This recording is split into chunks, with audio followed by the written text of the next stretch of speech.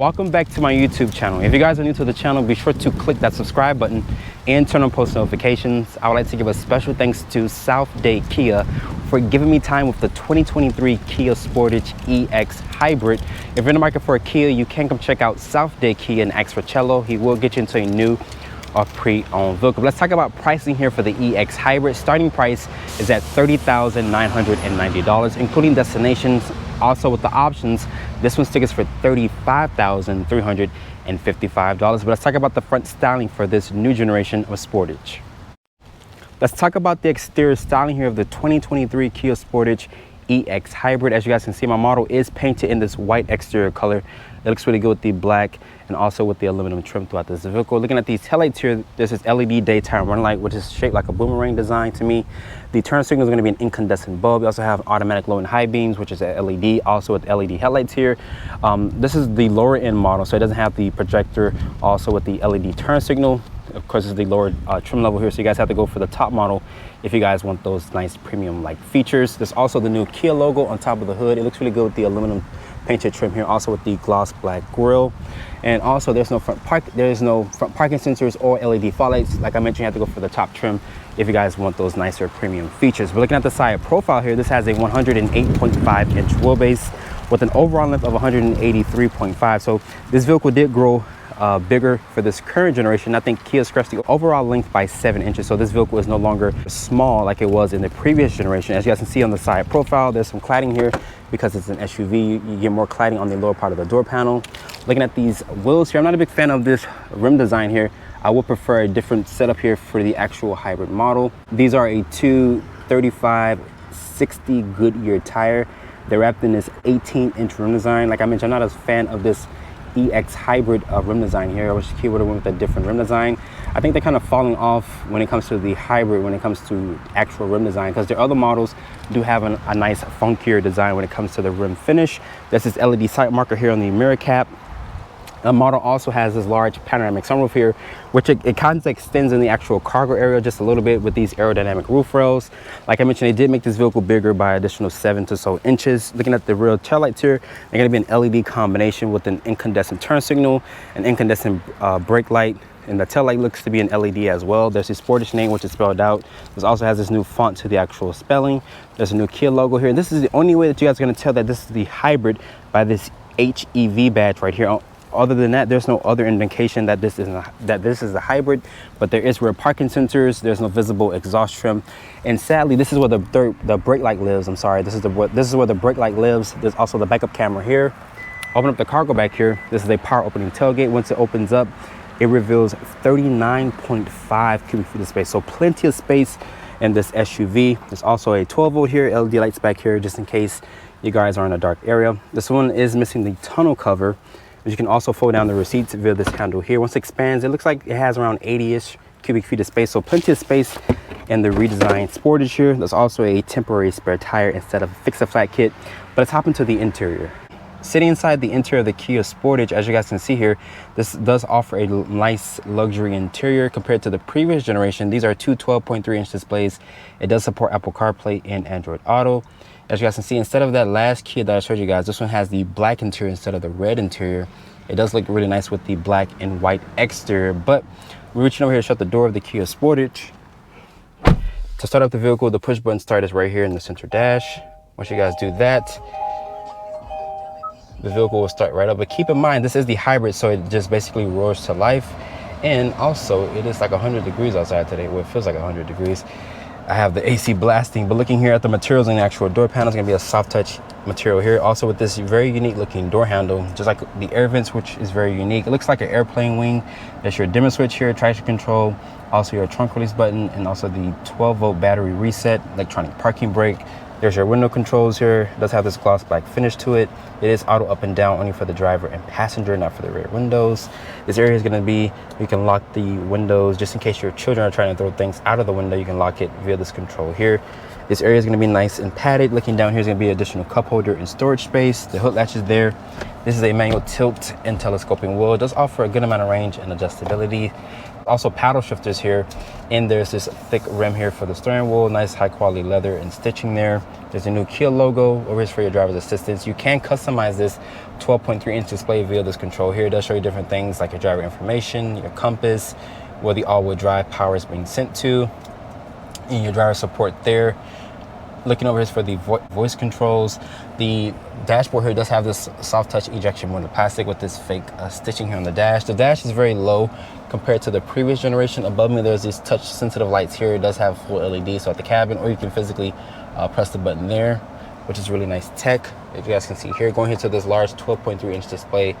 It does support Apple CarPlay and Android Auto. And I forgot to bring my USB-A cord again. I have my Type-C cord, but unfortunately you cannot connect your Type-C cord to the actual infotainment system. This is just to charge your phone very fast. There's a wireless phone charger here.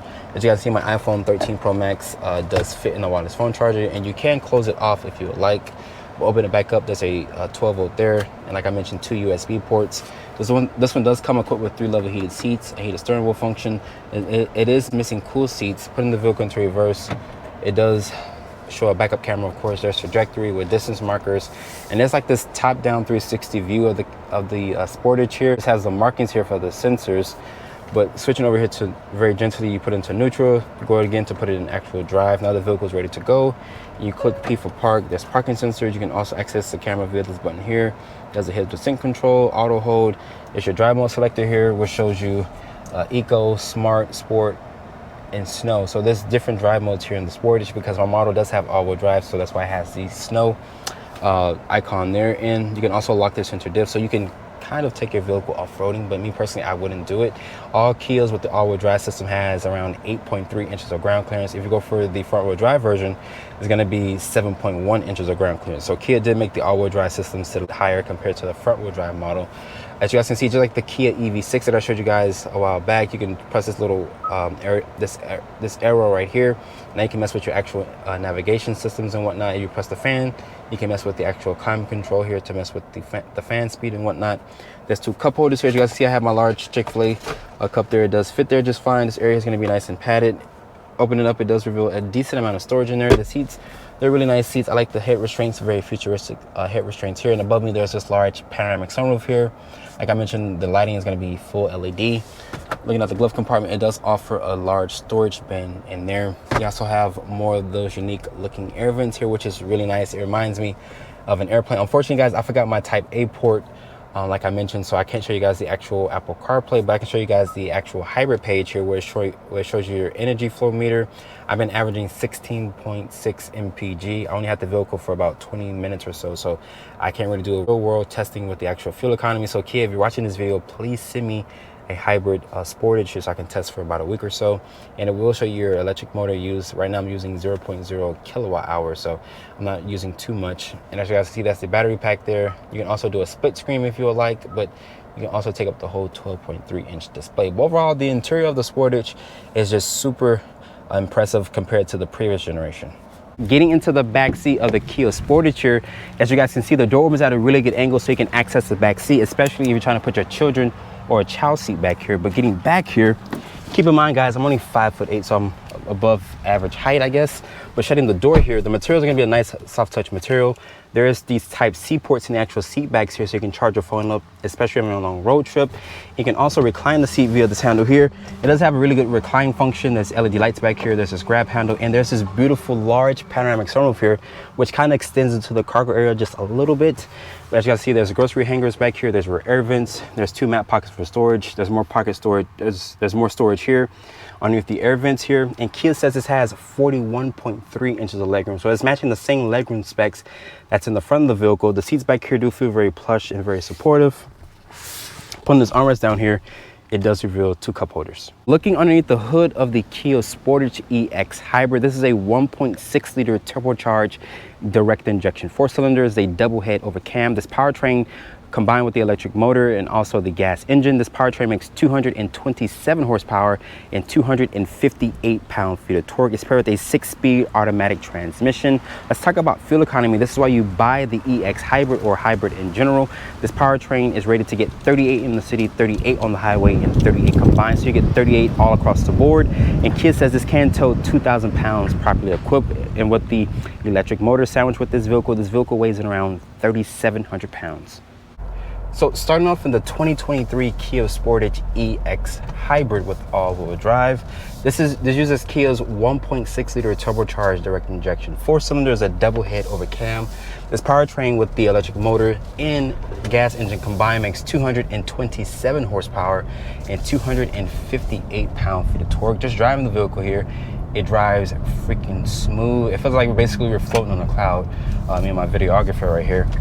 The visibility out of this vehicle is great. You also have a low dash. You can see out of this vehicle very well out of the back. The mirrors here are a really good size.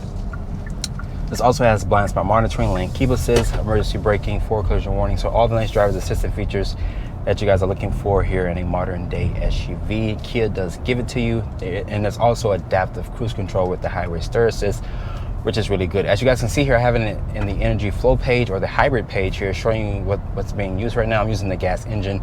Is also charging up the battery pack here.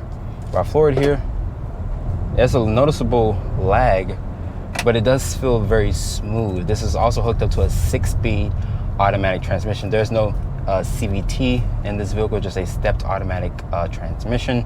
There's also these paddle shifters here, so you can mess with the actual transmission gearing and whatnot.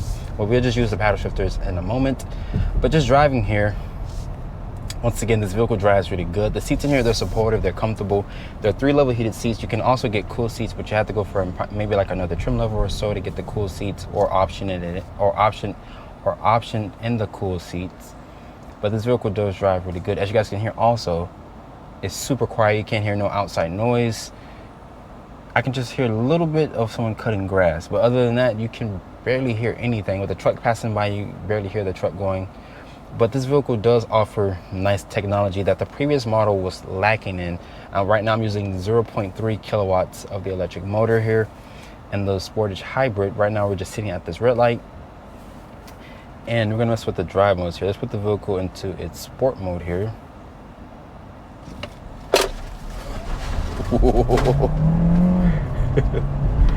And with that electric motor assist, this vehicle got off the line really quickly. There was no lag. I just feel like the vehicle just basically got into the meat of its power band and just basically moved this vehicle out of its way. Let's talk about fuel economy. This is why you guys buy the hybrid model of the Sportage here.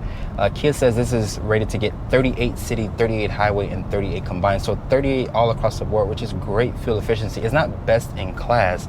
That still belongs to the RAV4 hybrid, which gets over 40 miles per gallon, which is just super impressive. You can also get a plug-in variant of the Sportage here, which I think Kia says it gets around 79 mpg combined with a full battery and a full tank of gas, which is just super impressive for a vehicle this size. You can also get a plug-in variant of the RAV4, which is called the RAV4 Prime, that makes 302 horsepower, which is super impressive that a RAV4 is just that damn fast. But just driving here, the vehicle drives good. Great visibility, great fuel economy. This is why you guys buy it. But you can go for a plug-in variant if you guys do not want the traditional hybrid. And unlike the Hyundai Tucson, you can also get the hybrid in front-wheel drive, which is rated to get better fuel economy. I should be testing that vehicle very soon, hopefully, once the dealership gets more in stock. But if you guys are looking for the ultimate, newest competitor in the hybrid segment, and you guys are not looking for class-leading fuel economy numbers, which this vehicle still offers great MPG, I think the new Sportage is the way to go. After spending time with the 2023 Kia Sportage EX Hybrid with all-wheel drive, hope you guys have enjoyed this review here. Be sure to follow me on Instagram at @DriveOnReviews and hit that subscribe button and turn on post notifications. And I see you all in the next video.